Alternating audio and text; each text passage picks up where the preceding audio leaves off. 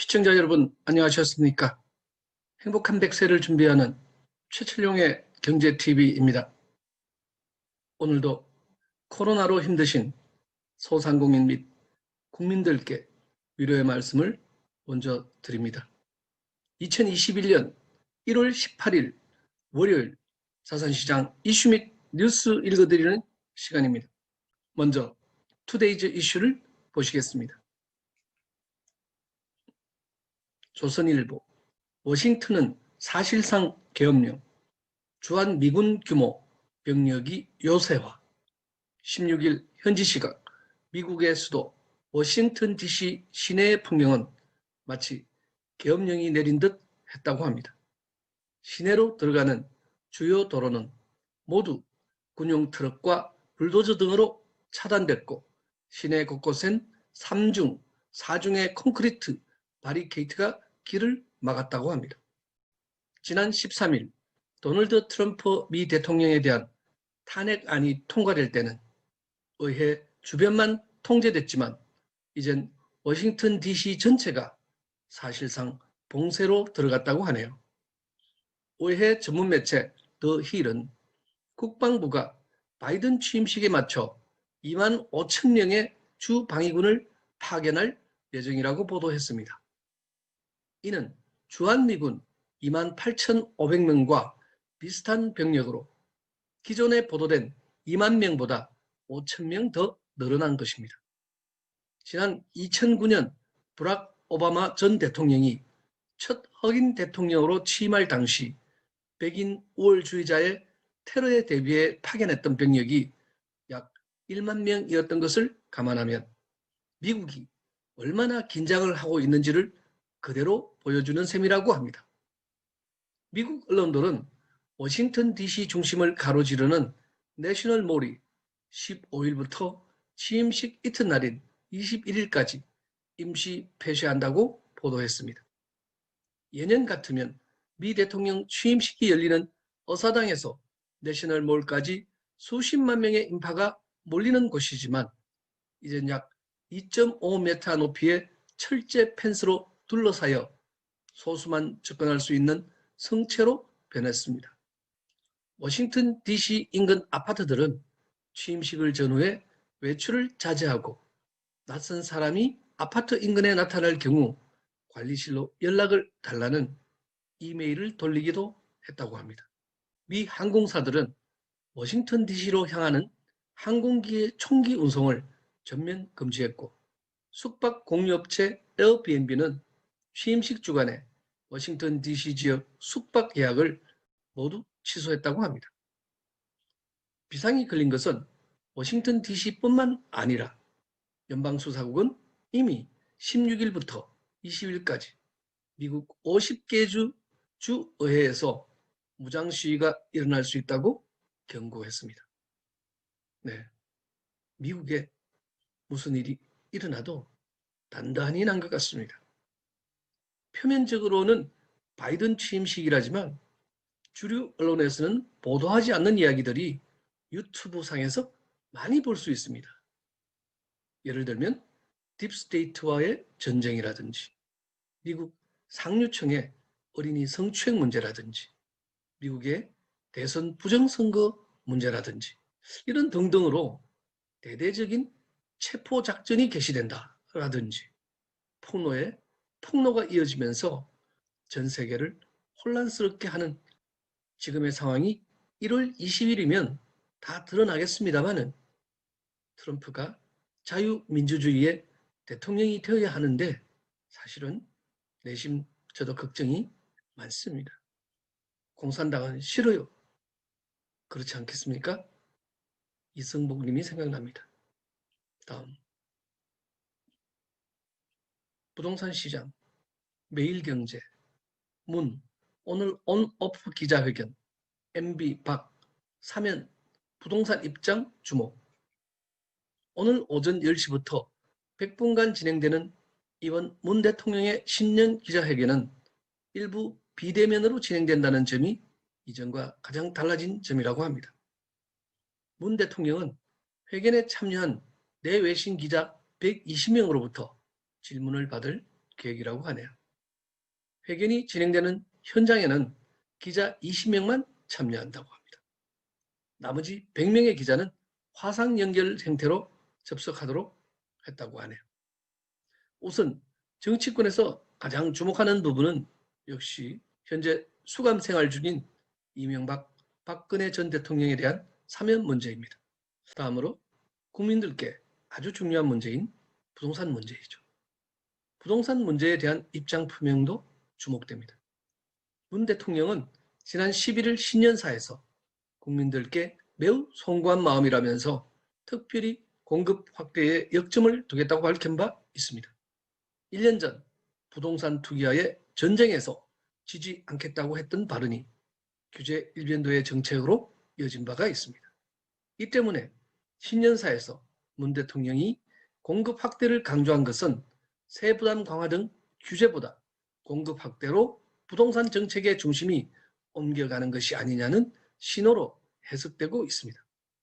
부동산 가격 폭등이 문 대통령의 주요 정책 실패 사례로 꼽히는 가운데 문 대통령이 부동산 문제에 대해 어떤 해법과 접근법을 가지고 나올지 관심이 모아집니다. 다음 금융 주식시장 이코노뉴스, 서학개미, 테슬라, 애플, 바이두 등 전기차 관련 집중 투자, 아마존, 엔비디아도 관심. 국내 투자자들의 해외 주식 투자 열기가 올해에도 이어지고 있습니다. 서학개미들은 전기차 관련 종목에 높은 관심을 보이고 있습니다. 17일 한국예탁결제원에 따르면 올해 들어 지난 14일까지 국내 투자자들의 해외 주식 순매수액은 21억 8,585만 달러로 집계됐습니다. 개별 종목으로 보면 국내 투자자들이 가장 많이 순매수한 종목 1위는 미국 전기차 업체 테슬라 5억 9,519만 달러로 나타났습니다. 이어서 애플 4억 1,705만 달러, 바이두 1억 975만 달러로 나타나 2위와 3위를 차지했습니다. 애플은 최근 전기차 관련 소식이 잇따라 알려지며 주목받고 있습니다.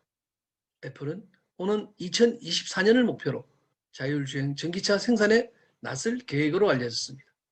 중국 최대 검색업체 바이두는 최근 전기차 사업 진출을 공식 선언했습니다. 바이두는 11일 중국 완성차 업체 지리 자동차와 합작해 바이두 자동차를 설립한다고 발표했습니다. 2013년 자동차 부문 진출을 선언했던 바이두는 2017년 자율주행 플랫폼 아폴로 프로젝트를 추진해 왔습니다. 국내 투자자의 해외 주식 잔액에는 테슬라가 압도적인 모습입니다.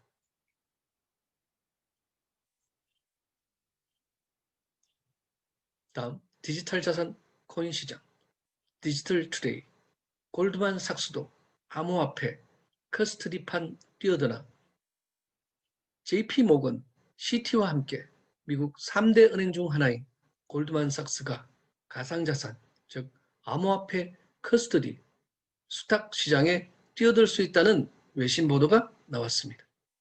16일 현지 시간 코인데스크 보도에 따르면 골드만삭스는 디지털 자산 커스터디 사업을 모색하기 위해 정보 제공 요청서 Request for Information RFI를 발송했습니다. 코인데스크가 골드만삭스 내부 한 관계자를 인용해 관련 내용을 보도했습니다. 코인데스크가 인용한 소식통은 타이밍과 관련해 골드만삭스 커스터디 계획은 조만간 나올 것이라고 전했습니다. 보도에 따르면 골드만삭스가 발송한 커스터디 RFI는 2020년 말 최소 1개 유명 암호화폐 커스터디 업체에서 돌았던 것으로 확인됐습니다. 골드만삭스 소식통은 JP모건처럼 우리도 디지털 커스터디를 검토하는 RFI를 발송했다. 디지털 커스터디를 광범위하게 검토하고 있고 다음 단계를 결정하려 하고 있다고 말했습니다. 글로벌 암호화폐 커스터디 시장에 변화가 일고 있습니다. 샌프란시스코 소재 커스터디 스타트업 앵커리지는 OCC로부터 전국 디지털 은행이 되기 위한 조건부 승인을 받았습니다. 앵커리지는 명백하게 검증된 카스터디 회사 정의에 부합했다고 합니다. 이렇게 되면 미국 3대 은행이 암호화폐 카스터디 시장에 들어오는 계기가 될 수 있고 디지털 자산 금융판이 커지게 되겠습니다. 디지털 자산 코인 시장 이슈 및 뉴스입니다. 디지털 자산 비트코인이 하락후 조정을 보이면서 다시 5천만 원에 도전하기 위해서 점진적 상승을 보이고 있습니다. 이더리움의 상승폭이 돋보입니다. 그러나 이더리움의 대행마인 폴카닷의 상승폭도 단연 높습니다. 코인마켓캡 4위에 올라선 폴카닷은 인터체인 블록체인으로 내용이 궁금하시면 지난주에 폴카닷 영상을 참조하시기 바랍니다. 오늘은 2021년 알트 자산의 불장의 꽃이 될 이더리움에 대해 리마인드 해보겠습니다. 현재 시장 거래소에서 이더리움의 보유량 부족 현상이 빚어질 정도로 수요가 폭발하고 있다는 소식입니다. 비트코인 폭등 때와 비슷한 그러한 현상이 일어나고 있습니다. 투자는 투자자 본인의 책임하에 하는 것이며 본 소개는 매수 의견이 아님을 밝혀드립니다. 코인 리더스 이더리움 개발자 EIP 1559 기본 완성 올여름 배치 예상. 이더리움이 수수료 체계 개선 제안 EIP 1559가 EIP는 이더리움 Improvement Proposal로 이더리움 기능 개선 제안입니다. EIP 1559가 배치될 수 있을 것이란 전망이 나왔습니다. 트러스트노드에 따르면 이더리움 개발자 팀 베이커는 EIP 1559가 기본적으로 완성됐다고 말했습니다. 블록의 크고 작은 테스트만 남아있다고 밝혔네요. 그는 해당 제안은 이미 베스, 게스, 네들마인드 등 3개 클라이언트에서 구현되고 있으며 오픈 이더리움 클라이언트는 아직 시작하지 않았다고 덧붙였습니다. EIP 1559는 이더리움 네트워크 이용자들이 정해진 기본료를 내고 채굴자들에게 팁을 줌으로써 병목 현상을 줄이는 제안입니다. 이는 지난 2018년 이더리움 창시자 비탈릭 부테린이 처음으로 제안했습니다. 이와 관련해 이더리움 개발자 필립 캐스턴과이는 트위터를 통해 EIP 1559는 좋은 솔루션이다. 그러나 EIP 1599가 정확하게 적용되기 위해서는 충분한 테스트가 필요하다고 지적했습니다. 이더리움은 아직까지도 수수료인 가스비의 극심한 변동성 및 높은 가격으로 사용자들의 불만을 사고 있습니다. 수수료의 변동폭도 상당한 편이지만 사용자가 몰리는 정도에 따라 사용자가 지불해야 하는 수수료도 천차만별입니다. 디파이 서비스의 수요가 크게 증가한 점이 원인으로 보입니다. 이에 이더리움 재단은 수수료의 변동성을 최소화하고자 이더리움 기능 제안인 EIP 1559번을 현재 개발 중에 있었는데 이것이 출시 예정을 앞두고 있는 것 같습니다. EIP 1559에서는 수수료의 기본료를 도입하고 블록 크기를 2배로 변경해 극심한 변동성을 잡겠다는 목표가 있다고 합니다. 현 이더리움에서는 사용자가 자신이 지불해야 할 최적의 수수료 금액은 사용자가 알 수 없었습니다. 만약 사용자가 내는 수수료가 시스템에서 요구하는 양보다 적으면 요청이 실행되지 않게 됩니다. 그렇다고 오히려 많이 내면 손해가 발생할 수밖에 없습니다. 이러한 불합리한 점을 수수료 가격을 예측할 수 있게 해서 깜깜이 수수료 예측을 방지한다는 것입니다. 그럼 이더리움의 기본 내용에 대해서 가장 기본적인 컨셉에 대해서 우리가 한번 리마인드 해보겠습니다. 이더리움은 블록체인 기술을 기반으로 스마트 계약 기능을 구현하기 위한 분산 컴퓨팅 플랫폼이자 운영체제이면서 암호화폐 일종으로 거래가 되고 있습니다. 이더리움의 화폐 단위는 ETH로 표시합니다. 알트코인 중 시가총액이 가장 높은 대표적 알트코인입니다. 이더리움은 2015년 7월 30일 비탈릭 부테린에 의해 만들어진 퍼블릭 블록체인 플랫폼입니다. 비트코인이 결제나 거래 관련 화폐로서의 기능 및 가치 저장에 집중하는 반면에 이더리움은 핵심 기술인 블록체인을 기반으로 거래나 결제뿐만 아니라 계약서, SNS, 이메일, 전자투표 등 다양한 애플리케이션을 투명하게 운영할 수 있게 확장성을 제공합니다. 이더리움은 화폐의 기능에 더해서 DApp이라고 부르는 분산 애플리케이션, 즉 Decentralized Application을 누구나 만들고 사용할 수 있게끔 하는 플랫폼입니다. C++, Java, Python, Go 등 대부분의 주요 프로그래밍 언어를 지원해서 범용성도 꽤 갖추고 있습니다. 이더리움의 목적은 분산 애플리케이션 제작을 위한 대체 프로토콜을 만드는 것입니다. 대규모 분산 애플리케이션에 유용할 것이라고 생각되는 다른 종류의 제작 기법을 제공하며 빠른 개발 시간, 작고 드물게 사용되는 애플리케이션을 위한 보안, 다른 애플리케이션과의 효율적인 상호작용이 중요한 상황에 특히 주안점을 두고 있습니다. 이더리움의 가상 머신 EVM은 전 세계 수많은 사용자들이 보유하고 있는 컴퓨팅 자원을 활용해 SNS, 이메일, 전자투표 등 다양한 정보를 기록하는 월드 컴퓨팅 시스템을 제안했습니다. 따라서 이더리움을 사물 인터넷에 적용하면 기계간 금융거래도 가능해집니다. 이 가상머신 EVM을 이용하기 위해서는 가스라는 대가를 지불해야 합니다. 여기서 가스는 이더리움 상에서 수수료를 책정하기 위한 단위이며 사용량은 정해져 있습니다. 여기서 수수료는 쓰이는 가스의 총량 곱하기 가스 프라이스가 되고 트랜잭션을 만드는 유저는 바로 이 가스 프라이스를 설정함으로써 수수료를 조정합니다. 그런데 문제는 현재는 이 가스 값을 정확히 알 수가 없다는 것이 단점입니다. 따라서 이 IP 1559는 이를 개선하는 기능 제한입니다. 토큰 포스트, 비탈릭 부테린, 이더리움 2.0 최신 로드맵 공개. 비탈릭 부테린 이더리움 공동 창시자가 이더리움 2.0의 최신 로드맵을 공개했습니다. 이번 로드맵은 단계가 아닌 주요 프로세스로 구분하고 진행 상황을 표기했습니다.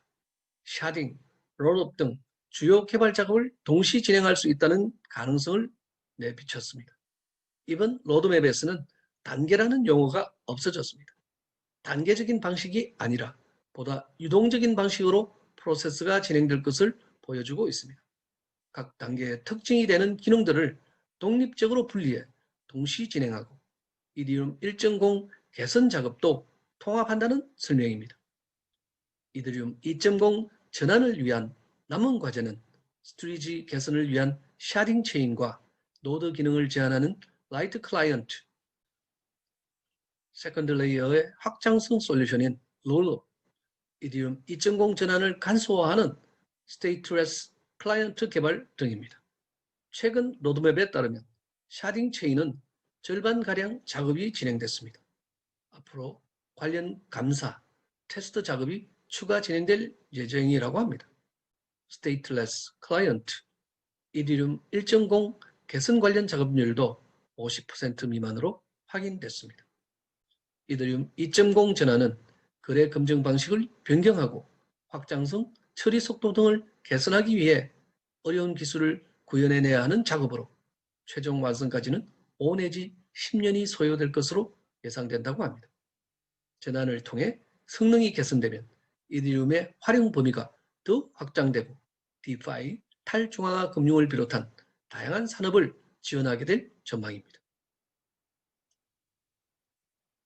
토큰 포스트, 비탈릭 부테린, ETH, 즉 이더리움 2.0 시대 월드 컴퓨터 현실화된다.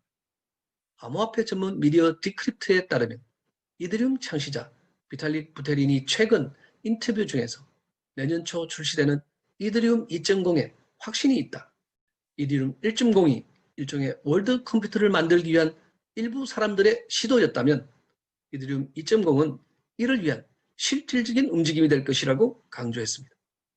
그는 이더리움 2.0은 초당 수천 건의 트랜잭션의 처리가 가능해질 것이다라면서 이더리움 2.0과 함께 POS 합의 알고리즘을 선보일 것이라고 합니다. 해당 알고리즘을 일정 기간 운영한 후 샤딩을 도입할 계획이라고 설명했습니다.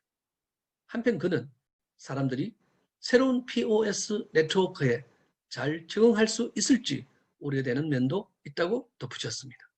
Serenity 이더리움 2.0의 사전 출시 프리 릴리스에 해당되는 이더리움 2.0 0단계 즉 페이스 제로가 2020년 1월 3일 정식 출범되었습니다. 여기서 샤딩이란 전체 블록체인 네트워크를 일정 부분씩 분할하여 트랜잭션을 각각 검증하고 저장합니다. 이렇게 하면 거래 처리 속도가 굉장히 빨라지게 됩니다. 이더리움 2.0은 대중화를 이뤄낼 수 있도록 디자인된 새로운 버전의 향상된 기능을 가진 퍼블릭 블록체인입니다. 이더리움 2.0은 비콘 체인이라고도 불리는 전환 단계를 거치게 되는데 작업 증명, 즉 Proof of Work 체인인 이더리움 1.0 체인과는 다르게 비콘 체인과 같은 경우에는 다수의 검증인들의 구성에 따라서 블록이 생성됩니다. 2020년 11월 24일 이더리움은 POS로 전환하는 이더리움 2.0 시레너티를 위한 준비를 완료했습니다. 2020년 12월 1일 출시했으며 첫 번째 제너시스 블록은 2021년 1월 3일에 나왔습니다. 네, 이더리움 2.0은 2021년 1월 3일에 그 역사적인 출발을 했었죠. 오늘도 영상을 끝까지 시청해 주신 여러분께 감사드립니다. 최철용의 경제TV 여기서 마치겠습니다. 감사합니다.